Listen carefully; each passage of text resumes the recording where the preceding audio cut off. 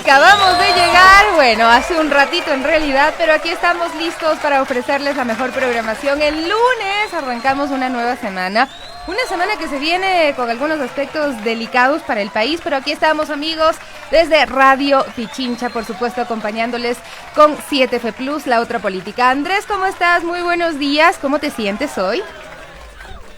Buenos días, queridos amigos. Un gusto poder acompañarlos en esta mañana de sol cálido acá en la capital de los ecuatorianos.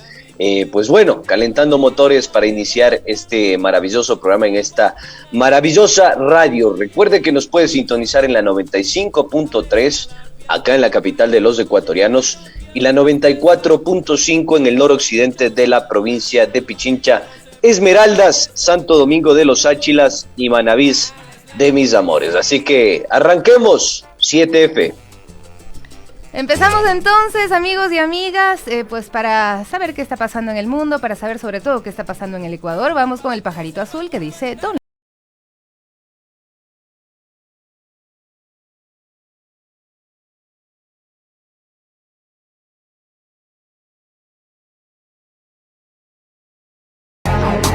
¿Qué dice Larry?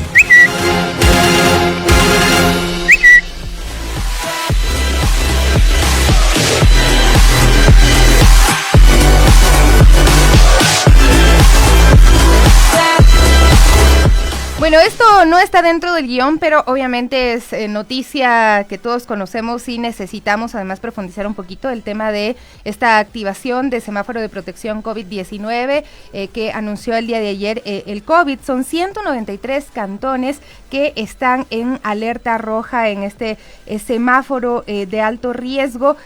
Por supuesto, Quito está entre estas ciudades que pues presenta altos riesgos de contagio. Me ha llamado la atención el que se comentó que semanas atrás la positividad bordeaba el 10% y hoy se acerca al 46% de la población.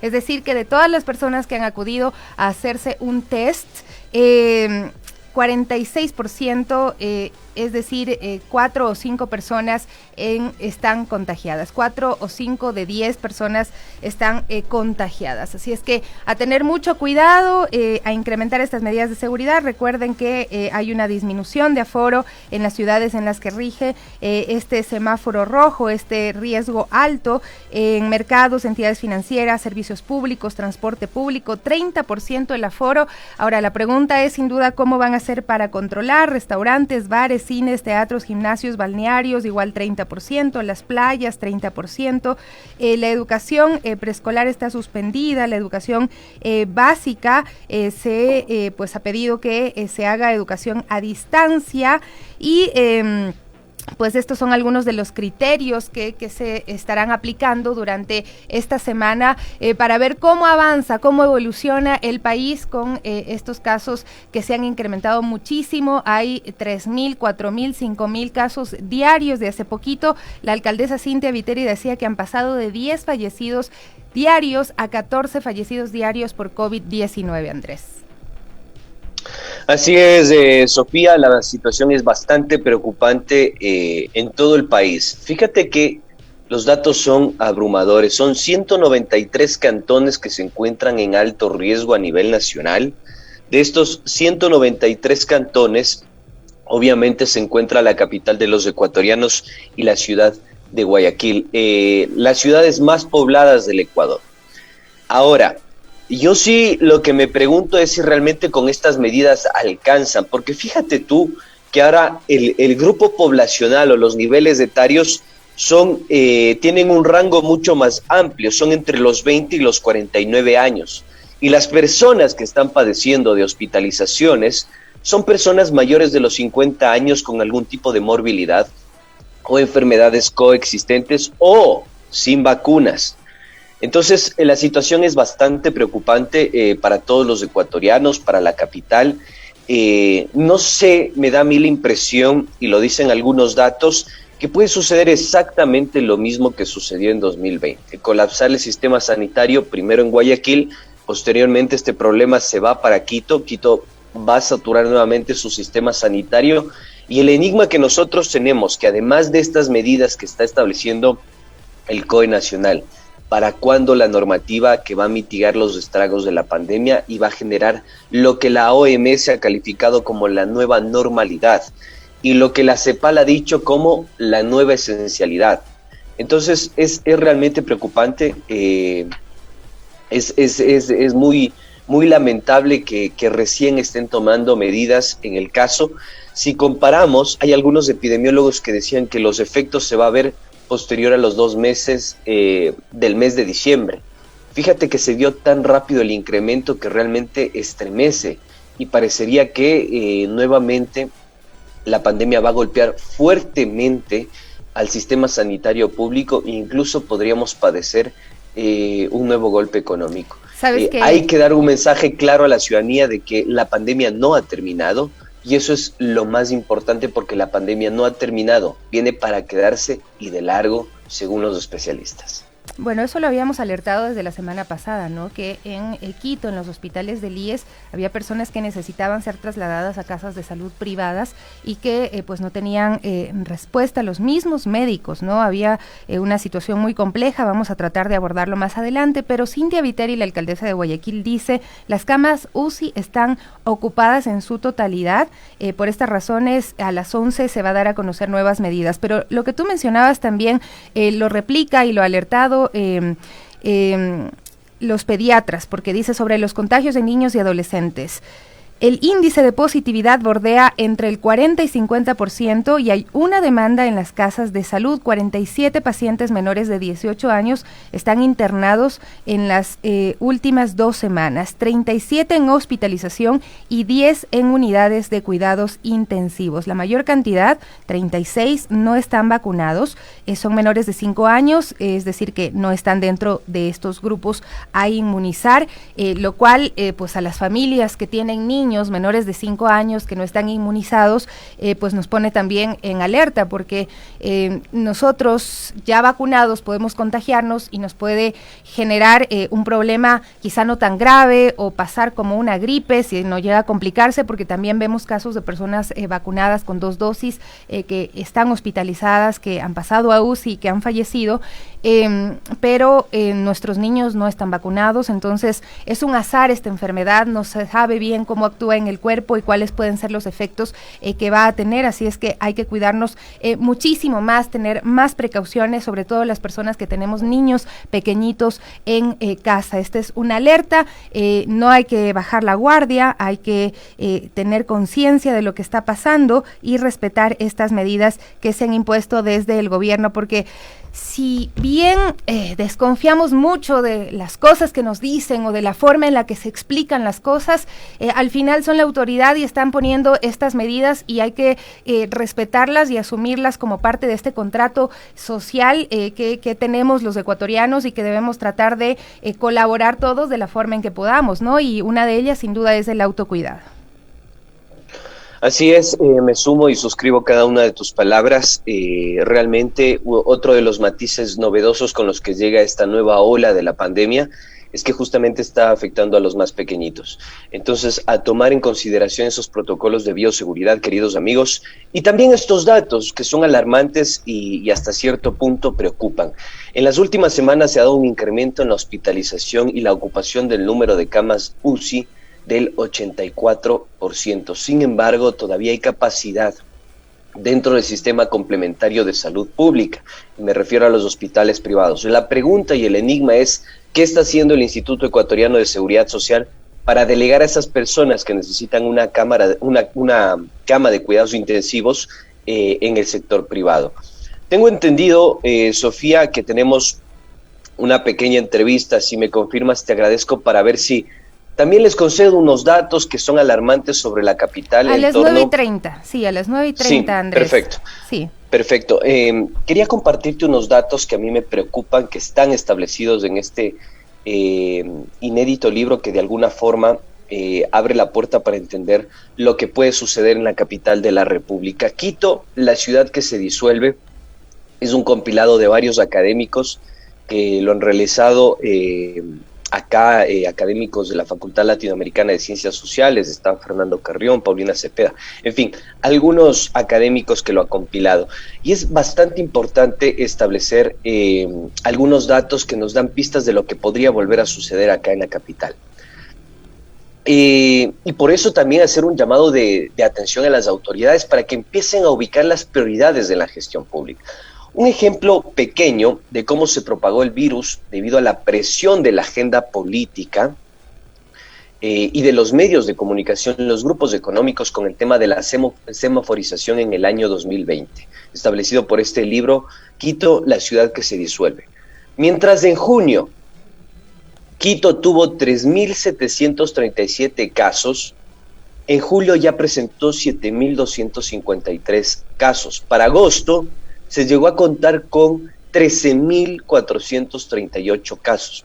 Esto es casi el doble en un mes, de julio a agosto, y 4 veces en 2 meses, de junio a agosto. Mientras en Guayaquil, en su reapertura en mayo, tuvo 8.324 casos, para junio ya habían 9.764 y en julio 10.988. ¿Qué quiero decir? Que en otras palabras, el crecimiento del contagio en Quito fue superior al de Guayaquil, como también al promedio nacional. Entonces, esta es una alerta ya con evidencia empírica, como dicen los cientistas, que nos puede permitir tomar decisiones a tiempo. ¿Qué está haciendo hoy por hoy la alcaldía de Quito para mitigar los estragos? ¿Cuántos epidemiólogos se encuentran entre los miles de funcionarios que tiene? ¿Cuántos infectólogos? Creo que son preguntas que las debería responder el alcalde Santiago Guarderas. Bueno, Galo Pino nos dice, todo volvió a empezar en las dichosas fiestas de Quito. Es lamentable que las mismas autoridades den luz verde a eventos y para sumar gente irresponsable que no se da cuenta de la gravedad de salir a divertirse y pues terminan molestando y afectando a otros ciudadanos que sí son responsables, que nos cuidamos y nos contagiamos por luego tener contacto con estas personas. Se dio la vacuna y hasta ahí llegó la obra presidencial, dice, el país está cayendo a pedazos. Galo Pino nos envía ese comentario, muchísimas gracias por su participación y efectivamente tenemos muchas preocupaciones sobre lo que está pasando en el país entero y bueno, en específico en la capital, donde llega fuertemente en nuestra señal. De ahí que otras cosas han pasado, pues en el mundo, el fin de semana nos sorprendió esta erupción del volcán submarino Hunga-Tonga, ubicado a unos 65 kilómetros al norte de la isla tongana de Tongatapu. Registró una erupción de unos 8 minutos alrededor de las 17:20 y lanzó una enorme columna de ceniza a kilómetros de altura. Tenemos la imagen satelital, es impresionante, una violenta explosión quedó registrada en las imágenes tomadas por satélites, según publicó el Servicio de Meteorología de la isla estadounidense de Hawái. 15 minutos después, las viviendas y edificios asentados en la primera línea de la costa norte de esta isla fueron golpeadas por las olas. Hubo personas que se refugiaban, según los relatos de que fueron registrados por la prensa, en los tejados de sus viviendas y pues incluso un conductor pudo captar la huida en esta súbita crecida de las aguas, ¿no? Iba destrozando muros, vallas y otras personas, bueno, trataban de evitar a toda costa ser alcanzados por las olas. Nos puso en alerta también al país durante el fin de semana, luego se levantó la alerta de tsunami. Entendemos que en Perú hubo mayor afectación, 2 personas de lo que se conoce fallecieron por estas olas que los atraparon, venían en un vehículo, pero así es, la naturaleza es impredecible en este tipo de cosas, aun cuando hay herramientas tecnológicas súper avanzadas del día de hoy para generar alertas, resulta muy complicado predecir a la naturaleza. 9:18. Andrés, ¿qué más tenemos en el Pajarito Azul el día de hoy? 17 de enero de 2022. Así es, queridos amigos, 9 de la mañana con 18 minutitos apenas, ya calentando motores acá en 7F Plus, la otra política. A ver, tenemos un tuit de Roberto Chico, que nos expone lo siguiente, ¿no? Ustedes deben recordar en 2019 el atentado que existió a un fuerte policial en Colombia, en el que falleció una oficial, bueno, en realidad era una cadete de policía del Ecuador que estaba haciendo una especie de pasantías allá en Colombia. Su padre dice 3 años y el ISPOL tiene dinero para todos menos para reconocer los derechos como subteniente a Erika Chico. No tienen cara, aplican las leyes retroactivamente, incumplen acuerdo ministerial. Amigos de jueces, qué indignación. En Colombia, pues bueno, esta cadete recibió honores, incluso se le dio la nacionalidad colombiana para que pueda acceder a la jubilación y a los salarios, a las indemnizaciones que percibe un policía allá en Colombia por haber atravesado en estas calamitosas circunstancias. En el Ecuador, absolutamente nada, y ellos siguen exigiendo justicia. Así es, en el 2019 ocurrió este hecho muy triste. En Bogotá, Colombia, un carro bomba explota en la Academia Militar Francisco de Paula Santander, dejando un saldo de 21 muertos y más de 60 heridos.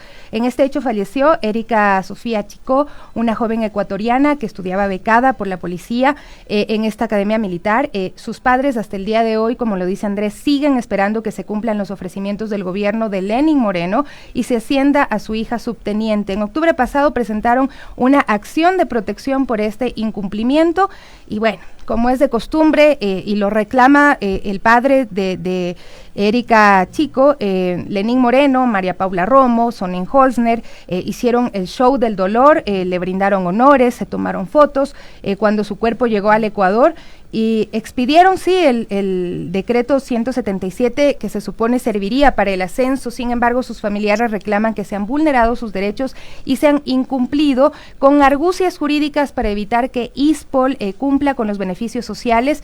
Colombia, como tú mencionabas, Andrés, sí le otorgó con anterioridad la nacionalidad y el mismo grado policial. Nuestra solidaridad, entendemos que este día, este 17 de enero, para la familia de Erika Sofía Chico es un día difícil, un día complejo de recordación, de memoria y además triste porque se ve cómo ha sido tratada su familia, cómo ha sido tratada Erika Sofía Chico después de su muerte por el gobierno ecuatoriano.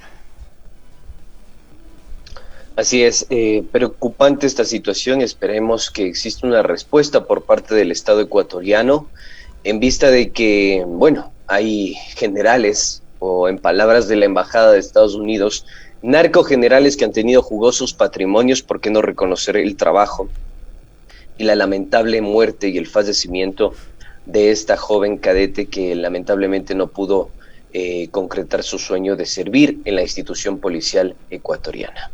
Ahora también pues hay otros hechos que nos entristecen y que nos llaman mucho a la reflexión.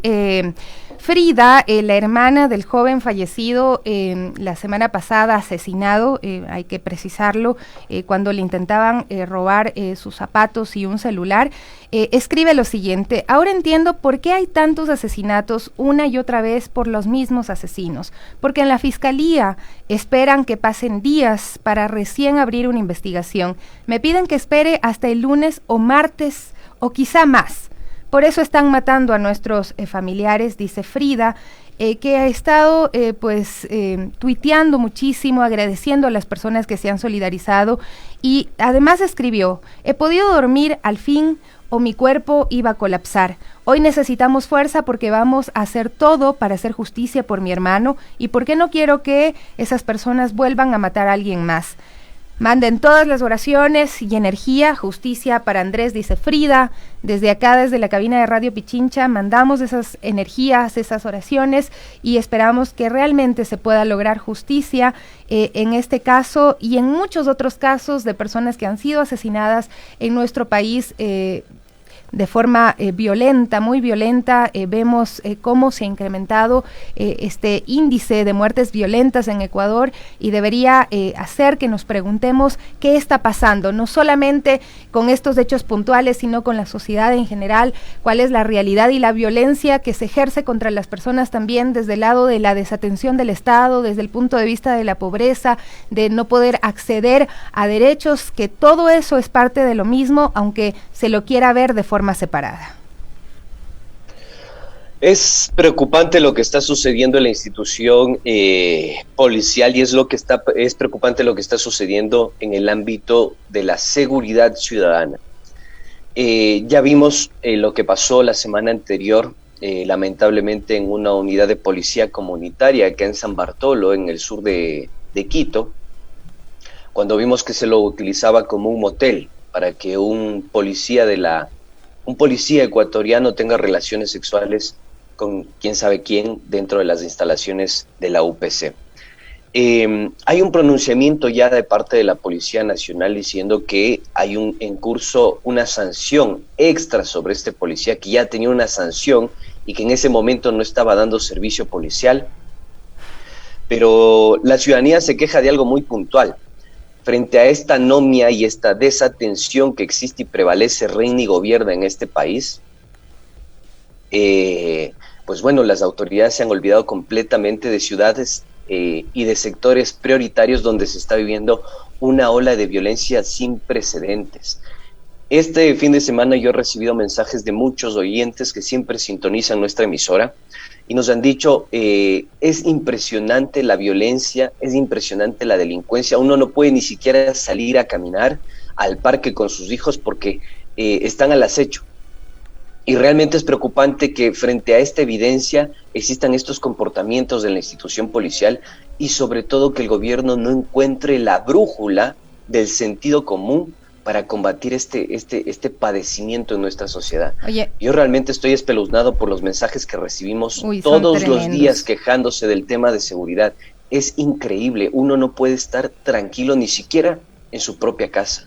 Oye, no, realmente pues las cosas que nos dicen nos sorprenden, cómo nos narran estos hechos. Hace poco habíamos pasado el caso de un chico que le robaron acabando de salir del cajero, a unos pocos metros del cajero, había retirado unos 20, 30 dólares y si no pone su mano, lo mataban, le lastimaron la mano y bueno, obviamente él dice, ya en ese momento dije, llévese nomás todo, el celular, el dinero, todo lo que quiera, la vida no vale eso, no vale tampoco, pero para algunos delincuentes la vida vale un par de zapatos y un celular, como en el caso de Andrés, lo que acabamos de revisar. Y lo de los policías, me hace acuerdo un video viral que estuvo circulando hace poquito, que en realidad es como del 2018, pero sucedió en México, que una periodista encuentra a unos policías almorzando con una botella de licor escondida, ¿no? Y ella va y le saca la botella y le dice, ¿qué es esto? Y el señor dice, no es nada. Y luego va y le reclama el policía y le dice, que tenga aliento a licor no significa que esté borracho o cosas así. Y le dijo algo más fuerte que no puedo repetir también, pero ese tipo de justificaciones que se dan en determinado momento y bueno, han sido descubiertos, ¿no? ¿Cuántas cosas más pasarán en esos UPC? Ojalá y no sea así, porque yo creo que hay muy buenos elementos también dentro de la misma policía, personas sí sacrificadas y demás, pero hace falta que muestren también que están con la ciudadanía y que están al servicio de la ciudadanía, porque aquí nomás en la Floresta decían que cuando van a poner una denuncia dicen que no, que la competencia es de otra UPC que queda bastante más lejos y le complican a la ciudadanía en cosas tan importantes como aceptar una denuncia y darle gestión de forma inmediata. Oye, yo te cuento que yo estoy en la parroquia de Conocoto, yo resido en la parroquia de Conocoto, y acá hay algunas UPCs, del lado de la Armenia, del lado de Conocoto, cabecera parroquial. Y realmente yo me doy cuenta que los fines de semana los señores no trabajan, seguramente están cansados después de una ajetreada semana de lunes a viernes, pero de casualidad salí con mi familia este fin de semana a caminar, a darme una vuelta a la manzana, y no había absolutamente nadie en la UPC, cerrado con candados, puestos seguros, y realmente es triste porque está confirmado que la mayoría del tiempo, según los datos de la propia Policía Nacional, pues bueno, los robos ocurren entre jueves, viernes y sábado y por la noche. Entonces, es preocupante que no controle nadie, absolutamente nadie este tema. A eso súmale que tenemos generales que conducen la Policía Nacional que están involucrados con el narcotráfico. Entonces, realmente es espeluznante lo que vivimos en el Ecuador. No hay palabras para describir esto. Y las que hay son bastante duras y no se pueden decir en horarios Tal cual. En horarios triple A. 9:28 también a la ciudadanía le ha llamado la atención que están cambiando el color de la ex gasolinera de Petroecuador ubicada en la Amazonas y Eloy Alfaro. Y hay una fotografía que ponen. De hecho, yo pasé el fin de semana por ahí, lo vi, dije, sí, mira, ¿qué irán a hacer? ¿A quién le corresponde ahora? Y bueno, estaba revisando un poquito algunos datos, ¿no? A finales de noviembre, Petroecuador informó que esta estación de servicio de la avenida Eloy Alfaro y Amazonas dejaba de formar parte de la comercializadora como afiliada. Esta gasolinera ya pertenecía a privados desde el 2017, pero mantenía la franquicia de EP Petroecuador. ¿Por qué se mantenía con Petroecuador? Pues evidentemente porque la competitividad que representaba la comercializadora estatal, una condición que hoy ha desaparecido con el incremento del precio de los combustibles, Andrés. Pero no solo eso, una de las primeras acciones del presidente Lasso en julio del año pasado y que podemos recordar fue la presentación de la nueva política hidrocarburífera del país, que según palabras del presidente iniciaría de manera prioritaria e inmediata con la venta de todas las estaciones de servicio y revisar los contratos de distribución para finalizarlos. Dicho de otra forma, las 45 gasolineras de Petroecuador retornarán a manos privadas luego de 8 años de declaración de utilidad pública y de hecho los ex dueños ya han manifestado su interés por recomprarlas. Y no solo eso, Andrés, pues existen 205 gasolineras afiliadas a Petroecuador, franquiciadas, pero que son de dueños privados y que también pasarían a ser parte de las otras 17 comercializadoras si se ejecuta eso de poner fin a todos los contratos de distribución. En el caso específico de esta gasolinera de la avenida Amazonas y Eloy Alfaro, una de las más grandes y rentables del país, según Diario El Universo pasaría a ser parte de la comercializadora Shell. Actualmente la gasolinera pertenece a la empresa Energy Leader, que para términos prácticos es Shell en Ecuador, aunque está constituida en 2021 y no presenta declaraciones de impuesto a la renta, pues los accionistas de Energy Leader son Diego Gustavo Dávila Endara y la empresa Servimarcas Holding LLC con sede en Florida. Shell opera más de 46,000 estaciones de servicio en todo el mundo y tiene presencia en 70 países. ¿Cuál es su objetivo? Según su propia página web, liderar el mercado ecuatoriano y la tienen fácil tomando en cuenta que Petroecuador, que ocupaba hasta diciembre de 2020 el primer lugar del ranking de ventas de combustibles, a mediados ya del 2021 había bajado al tercer lugar luego de Primax y Petróleos y Servicios, y yo creo que es casi como el fenómeno del Banco Pacífico. ¿Qué te parece? No, es espeluznante, más bien prudente, sensata, importantísima información, y digo para los ecuatorianos, ¿no? Porque este tiene que ser un insumo, información valiosa para que los ecuatorianos tomen en consideración y despejen el porqué de una pregunta.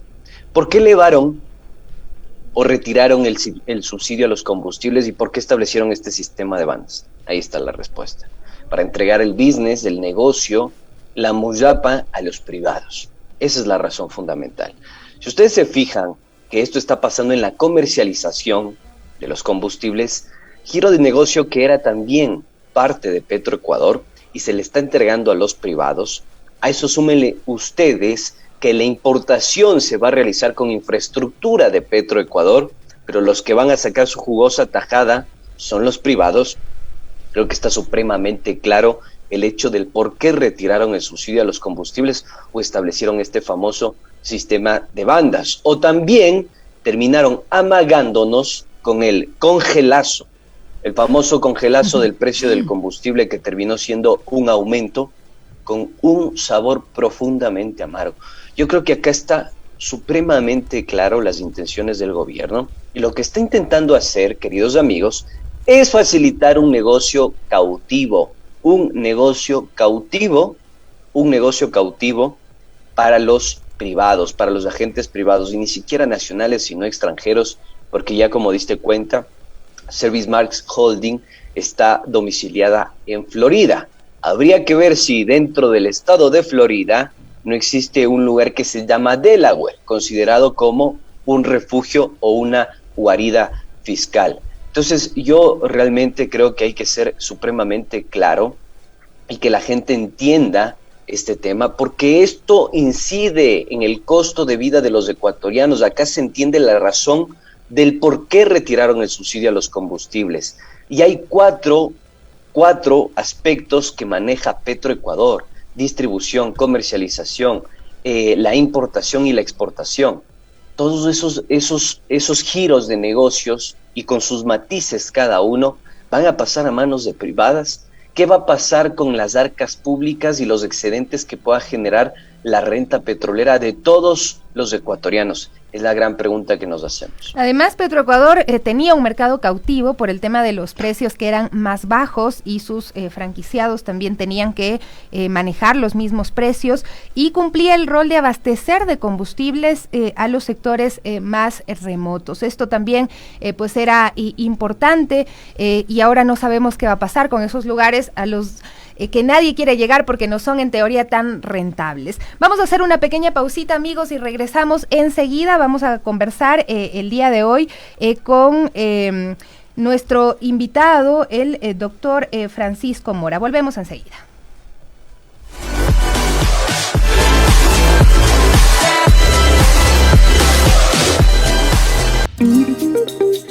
Los sabores del mundo tienen memoria. Degustamos la historia que nos alimenta. Buscando Guayaba. Buscando Guayaba ando yo. ¿Cómo? Hola, soy Diego Albán. Te espero todos los lunes y jueves a las 11 de la mañana por Radio Pichincha.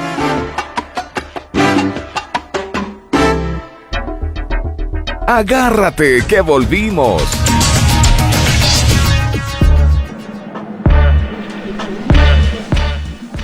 Ya, pues ahí nos damos la vuelta para allá. Estamos de regreso. Le estaba escuchando al doctor que nos acompaña ahora, Andrés.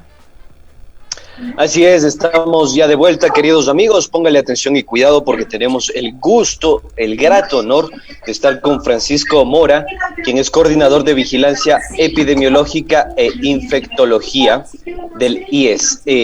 Doctor, escuchamos ya por allá algún tipo de sonidos. Le agradecemos muchísimo su presencia en este espacio 7F Plus, la otra política. Un gusto que pueda compartir con nuestra audiencia. La pregunta del millón: ¿qué está pasando dentro del sistema sanitario del Instituto Ecuatoriano de Seguridad Social? ¿En qué condiciones se encuentran en este preciso momento? ¿Cómo están combatiendo a la pandemia? ¿Y en qué situación se encuentra el IES del Quito Sur, que es el hospital al que usted representa? Por favor, si es tan amable, bienvenido. Les saluda Andrés Durán, me acompaña Sofía Montoya. Hola Andrés, ¿qué tal Sofía? Bueno, muy buenos días, primero que nada. Entre todo, bueno, como escucharán, la emergencia comienza a moverse, estamos en momentos críticos. ¿Y críticos por qué? Porque lógicamente la cantidad de pacientes que estamos receptando al día de hoy por triaje respiratorio superan lo que alguna vez fue en una primera y segunda ola. En primera y segunda ola teníamos entre 590 pacientes atendiendo, y al día de hoy estamos entre 820 y 880 pacientes al día. La tipología de pacientes ha cambiado, evidentemente por la vacunación. Sin embargo, la masificación en la afluencia de estos se ve reflejada en las carpas de triaje respiratorio. Bien, doctor, quisiera hacerle una consulta antes de darle paso a Sofía, que es algo que a nosotros nos ha llegado. Es una denuncia de doctores del Instituto Ecuatoriano de Seguridad Social que dicen que emiten constantemente las alertas para las derivaciones de pacientes al sistema complementario de salud, es decir, al sector privado, pero las autoridades hacen caso omiso. ¿Qué está sucediendo con esto? Si tienen colapsadas las camas de cuidados intensivos, ¿por qué no se están derivando a los pacientes al sector privado? Cuéntenos, si es tan amable. Bueno, en cuanto refiere a derivaciones como tales, evidentemente el Hospital Quito Sur cumple con todos los flujos necesarios hacia la provincial y demás. Sin embargo, lo que está sucediendo a nivel público-privado es evidentemente lo que se ve causal de una pandemia, y es que camas de unidad de cuidados intensivos en hospitales públicos se encuentran al 100% de ocupación de camas. Esto no es un tema nuevo, esto ya se ha visto durante un mes aproximadamente desde esta nueva ola, en donde tenemos camas de unidad de cuidados intensivos en el Hospital Centinela lleno, y en nuestro refuerzo, que es Carlos Andrade Marín, también que se encuentran llenas. Evidentemente, la aceptación desde la complementaria privada viene directamente desde estos, que es lo que se está reflejando. Uno, que la complementaria privada no tiene espacio físico, o dos, que no desean aceptar pacientes que tienen requerimientos IES, que ese también es un tema bastante particular que se ha visto a lo largo de estos ya 2 años de pandemia. Pero por favor, doctor, aclárenos en este momento cuántas personas están en unidades de cuidados intensivos en el Hospital IES Quito Sur y cuántas estarían con esa necesidad de ser trasladadas a pues hospitales privados, particulares, porque también tenemos conocimiento que estos procesos están tardando más que antes se trasladaban en 3-4 horas y hoy hablamos de que se estarían demorando 3-4 días, lo que podría ser pues en términos de la urgencia pues incluso provocar una muerte. Evidentemente, el día de hoy el Hospital Quito Sur cuenta con 18 camas de unidad de cuidados intensivos, las 18 camas se encuentran llenas, una unidad de cuidados intermedios con 8 camas para rotación de pacientes, de lo cual también se encuentran llenas, y al día de hoy también una hospitalización con 144 camas, de las cuales se encuentran llenas y estamos ampliándonos. Sin embargo, el tema de lista de espera al día de hoy para unidad de cuidados intensivos es de un paciente que durante la madrugada ha requerido esta necesidad como tal. Ahora, el tema de demorarse, realmente todo el trámite en cuanto a papelería, por decirlo de cierta manera, se hace inmediatamente, pero siempre hay que recordar que quien da la aceptación es la complementaria privada, ¿sí? O sea, el IES como tal sube a la plataforma de derivaciones, se pide hacia la red privada, red pública integral de salud, su aceptación. Si es que no hay contestación, inmediatamente se va a la privada complementaria y evidentemente son ellos quienes dan la aceptación del paciente. Pero doctor, ¿cuánto tiempo se estaría demorando esto? Usualmente nuestra jefatura de guardia, para ser exacto, en lo que se refiere al Hospital General del Sur de Quito, está emitiendo los papeles constantemente. Eso quiere decir que a partir de que el médico tratante solicita la derivación del paciente, en 1 hora se encuentran ya los papeles subidos a los sistemas distintos para lo que serían las derivaciones. Ahora, hasta ahí llega la parte del hospital que está derivando el paciente. La recepción la da la clínica privada o a su vez los hospitales públicos con el objetivo de trasladar al paciente. Si no hay una respuesta de estos, ya se vuelve un tema mucho más complejo, que es lo que estamos viendo. Lógicamente hay que entender que una pandemia tiene por definición una saturación de los servicios sanitarios. Si un hospital centinela se encuentra con unidad de cuidados intensivos llenas y los hospitales de la red pública integral también se encuentran con unidad de cuidados intensivos, la complementaria comienza a saturarse poco a poco. Esto es parte de una tendencia propia de un proceso pandémico. Doctor, entendemos con claridad este tema. Ahora hay algo que nos preocupa que sucedió ya en el año 2020. Yo sé que usted no tiene por qué dar respuestas administrativas, no es su competencia, pero hay un acuerdo ministerial que es el Acuerdo Ministerial 91 que establece todos los protocolos para el traspaso al sector privado y para la derivación. Y este acuerdo es bastante claro, no se le puede negar la atención ni a las personas que están afiliadas al Instituto Ecuatoriano de Seguridad Social, ni a las personas de a pie que han sido atendidas por la red del Sistema Sanitario Público del Ministerio de Salud Pública. Ahora, ¿qué otras alternativas les pueden dar a esos familiares que están desesperados porque su familia o parte de su familia que está en cuidados intensivos pueda ser derivada, o personas que necesitan camas UCI puedan ser derivadas para ser atendidas a tiempo y que no perezcan, no fallezcan en esta sindemia? ¿Qué nos puede decir al respecto de esto? Evidentemente, en cuanto refiere al acuerdo ministerial que usted acaba de notar, lógicamente ha sido cumplido a carta cabal por el Hospital General del Sur de Quito. Hay que entender que a este momento, y a lo largo de la pandemia también, el Hospital General del Sur de Quito no era un hospital del IES. Para lo que es pandemia como tal, el hospital se encuentra dentro de la georreferencia sur, es decir, que es un hospital centinela que cumple al sur de Quito, y su hospital norte es el Pablo Arturo Suárez. Lógicamente, en cuanto refiere a las derivaciones de los pacientes, lógicamente a lo que se entiende como pacientes en lista de espera, que ahora, como digo, tenemos un paciente desde la madrugada, pero durante el 2020 y 2021, en las diferentes olas, llegamos a tener 100 pacientes en lista de espera de unidad de cuidados intensivos y hospitalización. Lógicamente eso es parte, como usted lo dice, de la pandemia, y es algo que no se debería tener, que no se tendría que tener. Sin embargo, se tiene y se espera tener si aumenta la cantidad de pacientes. Pero, Las doctor, camas de unidad de cuidados, dígame. El Ministerio de Salud Pública informa que hay 145 camas en la red pública complementaria y están ocupadas 72.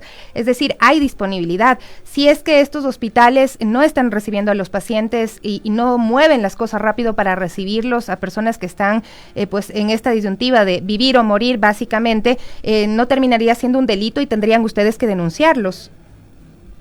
Evidentemente, el Ministerio de Salud Pública habla de la cantidad de camas de unidad de cuidados intensivos dispuestas a nivel país. Sin embargo, hay que entender que cada uno de los brotes epidemiológicos son en este caso, brotes activos sobre ciertos lugares referenciales, como es el Distrito Metropolitano de Quito, como es a su vez también lo que sería Guayaquil como tal. Entonces, la cantidad de camas dentro de ese sector son distintas a las que se indica porque estamos hablando de la capacidad general. Hospital Carlos Andrade Marín, Hospital Quito Sur, Hospital San Francisco de Quito tiene ciertas camas de unidad de cuidados intensivos que están al 100% de ocupación de camas. Ministerio de Salud Pública en Pichincha también estamos con unos datos bastante parecidos. Entonces, con todo este tema en particular, lógicamente la cantidad de derivaciones comienzan a surgir a la red complementaria, sin embargo, no se da aceptación por parte de estos de una manera bastante fácil y bastante sencilla. Realmente, usualmente comenzamos a pedir derivaciones y, lógicamente, la complementaria comienza a negar. Cuando da una aceptación, inmediatamente se da dentro del hospital todos los flujos necesarios para que los pacientes puedan ir directamente.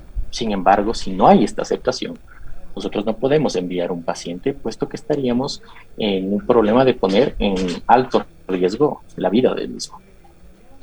Doctor, yo quisiera también decir algo en este espacio y con su presencia, si es tan amable, que lo revelamos nosotros el viernes anterior. Quizá una de las explicaciones, y ya no hipotéticas, sino tesis fundamentales en este contexto de pandemia, es justamente el enriquecimiento de ese sector privado. El Hospital de los Valles declaró un crecimiento exponencial de 130% de utilidades en plena pandemia. La Nova Clínica, que es otro de los hospitales que fue denunciado por cobrar facturas de $70,000 y además murió el paciente, creció un 45%. Es decir, parecería, me da la impresión a mí, que existen políticas públicas o medidas gubernamentales para facilitar el business del negocio de la salud al sector privado. Yo, tomando en consideración este contexto tan escalofriante que vive el país, tomando la situación que sucedió ya en el 2020, ¿qué es lo que nos puede recomendar a todos los ecuatorianos y a los quiteños específicamente a tomar en consideración? ¿A quién acudimos entonces si vemos que el sistema sanitario público no está cumpliendo con derechos constitucionales que establece la normativa? Por favor, le pido que se ponga en los zapatos de las personas que hoy tienen familiares en unidad de cuidados intensivos. Evidentemente, si bien es cierto, lo que usted indica son datos que lo maneja ustedes como evidentemente parte de la información general. Para un hospital y dentro de un hospital, estos puntos pandémicos son muy complejos. La lista de espera en unidad de cuidados intensivos y las listas a nivel hospitalario tratamos de disminuirlas. Sin embargo, siempre va a venir de la mano, siempre se va a ver reflejado con el nivel de contagios y con el nivel de complicados. Esto es importante. Mientras la población siga sin tener cuidado con lo que sería mascarilla, alcohol gel y sobre todo en este punto distanciamiento social, lo que va a generar es un aumento en la cantidad de contagiados. Y aquí va el tema. Y se ve reflejado. Si en un punto pandémico de primera o segunda ola veíamos 500 pacientes y ahora estamos viendo 880, también la cantidad de complicados van a seguir aumentando y por tanto las listas de espera de unidad de cuidados intensivos y esperemos que no de hospitalización. Comprendiendo que el Hospital General del Sur de Quito contempla la atención del 85% del Distrito Metropolitano de Quito como Hospital Georreferente Sur, lógicamente vamos a tener una lista de espera si no existe este cuidado por la ciudadanía que ha sido advertido por el hospital a lo largo del tiempo. Por tanto, la corresponsabilidad social es prioritaria para disminuir el nivel de contagio y el nivel de complicados. Doctor. Ahora, digamos. ¿Ustedes tienen todos los insumos para atender ahorita a los pacientes? Porque también se había hablado de la falta de medicamentos en los hospitales del IES y también del Ministerio de Salud Pública. ¿Usted qué le puede decir a la ciudadanía si es que llegan a acudir a esta casa de salud en emergencia? ¿Tienen cómo atenderles? ¿Tienen los insumos? Porque el personal médico sabemos que está comprometido, pero ¿tienen estos recursos? Evidentemente, para un hospital Quito Sur es bastante sencilla la proyección. Al ser referentes y hospital centinela, sobre todo a lo largo de estos meses, lógicamente la proyección de insumos para COVID-19 se ve con facilidad y con tranquilidad.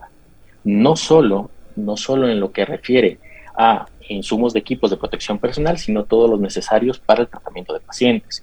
Por tanto, el Hospital General del Sur de Quito cumple a carta cabal con la atención de todos los pacientes COVID-19 que llenen, tanto para categorizaciones de leves, categorización de estabilización de pacientes en emergencia, o a su vez en hospitalización y en unidad de cuidados intensivos, dentro de lo que refiere a COVID-19, tanto con medicamentos como también con insumos y equipos de protección personal para la salud. ¿Cómo están los médicos? Porque teníamos conocimiento de que hay médicos que también se han contagiado. ¿Cuántas personas están ahora mismo atendiendo en área COVID? Y le pregunto también, ¿se han dado despidos de doctores? Bueno, en cuanto a desvinculaciones de la parte médica, de lo que se sabe no se ha tenido ningún tipo de despidos. Y en cuanto a contagios, esto es importante también entender. La pandemia también afecta al personal sanitario como tal, y no tanto por un contagio intrahospitalario, sino por un contagio comunitario, también se comienza a ver. Hay que entender que dentro del hospital usualmente el uso de mascarilla, las precauciones estándares se encuentran normatizadas. Sin embargo, a nivel comunitario comenzamos a ver también cierto descuido y comenzamos a analizar también mucho personal sanitario que comienza a tener aislamientos por el tema de pandemia. O sea, también están con personal mermado en este momento. ¿Cuántas personas estarían ahorita aisladas? Por supuesto que sí, el tema de la pandemia no solo afecta a la parte comunitaria, sino también a la parte sanitaria. Y al momento nos encontramos con un 12% de la totalidad médica que se encuentra en aislamiento en este punto. 12% de la totalidad que está en primera línea no está disponible, digamos. Se encuentra en aislamiento, ¿no? Se encuentra en aislamiento y hay que entender que los aislamientos son dinámicos. Los aislamientos Doctor, una consulta en función de lo que usted acaba de plantear, para que la gente nos entienda.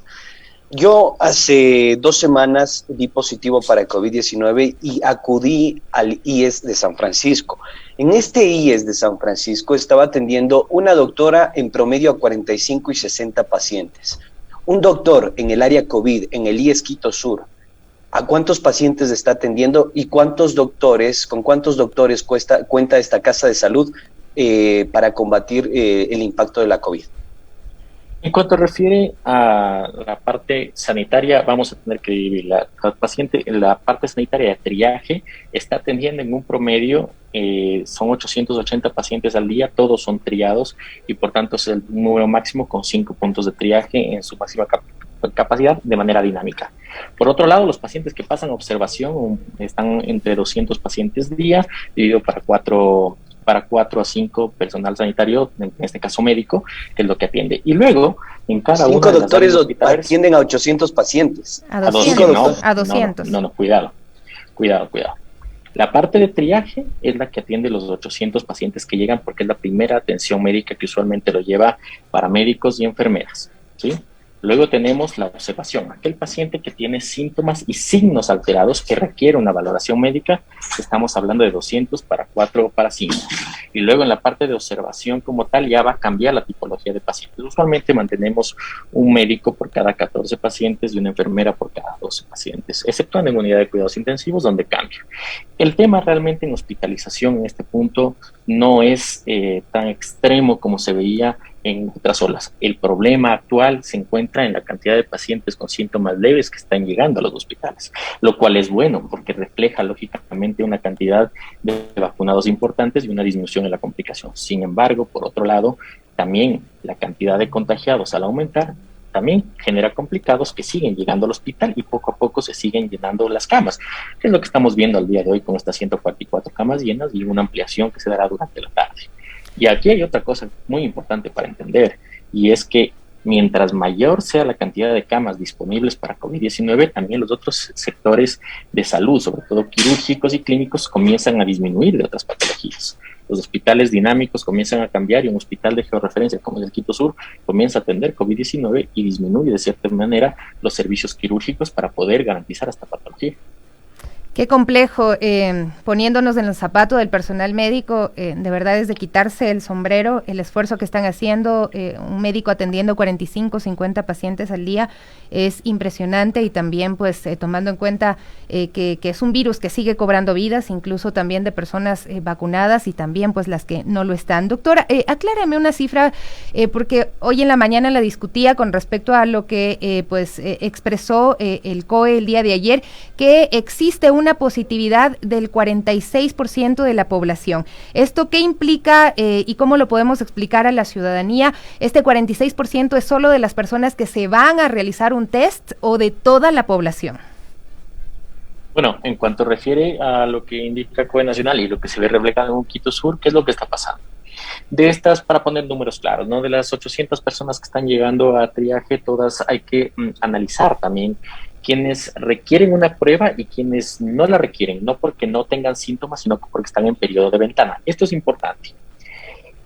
Si uno toma una prueba con síntomas leves por contactos en muy poco tiempo, es decir, menos de 72 horas, hay mucha probabilidad de un falso negativo, no porque la prueba sea mala, sino porque está en tiempo de ventana.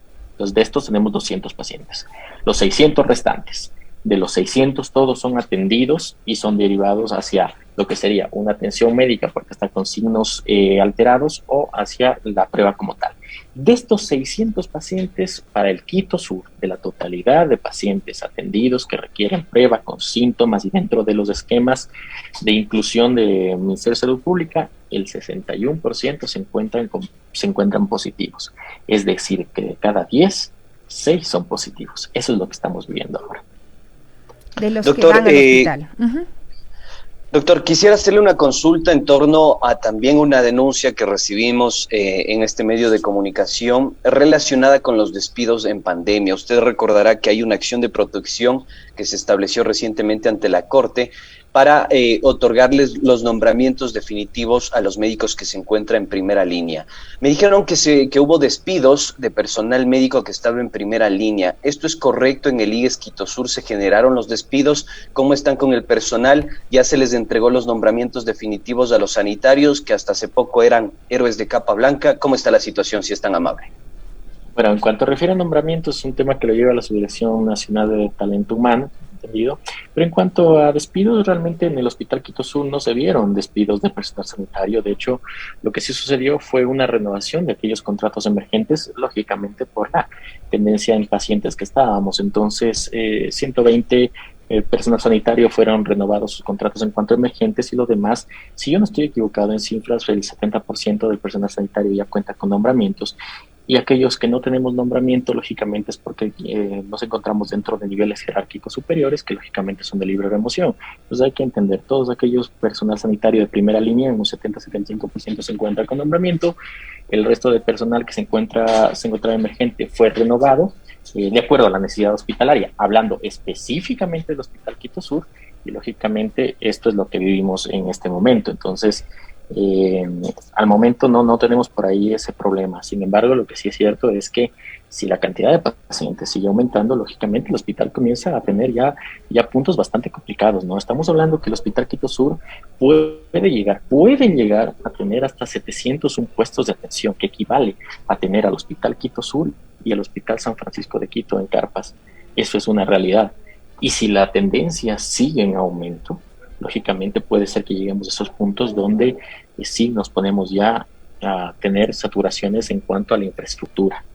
Hay que entender un tema muy particular. Esto es importante que se lo diga a la ciudadanía, doctor, porque a veces desde el COE como que se dulcifican mucho las cosas y resulta que la realidad es otra, y que por más vacunados que estemos, no debemos relajarnos porque nos contagiamos con otros vacunados que también se descuidaron en su momento y terminan complicando la infraestructura sanitaria. Pero a mí me preocupa también las disposiciones que se han dado desde el Ministerio de Salud Pública y que usted las está explicando en parte con el tema de el diagnóstico. diagnóstico, hay personas que han denunciado que en el IES, no puedo decir específicamente en el IES Quito Sur, pero en unidades médicas del IES, les han diagnosticado amigdalitis. Fueron luego a realizarse una prueba en un laboratorio privado y resulta que eran positivos. Entonces, ¿cómo manejar esto y cómo se está manejando esto desde el hospital para el tema del diagnóstico y que no se sobreestime, más bien no se subestimen más bien estos casos y se pueda generar contagios con una persona que le dijeron que era negativa, pero resulta que sí?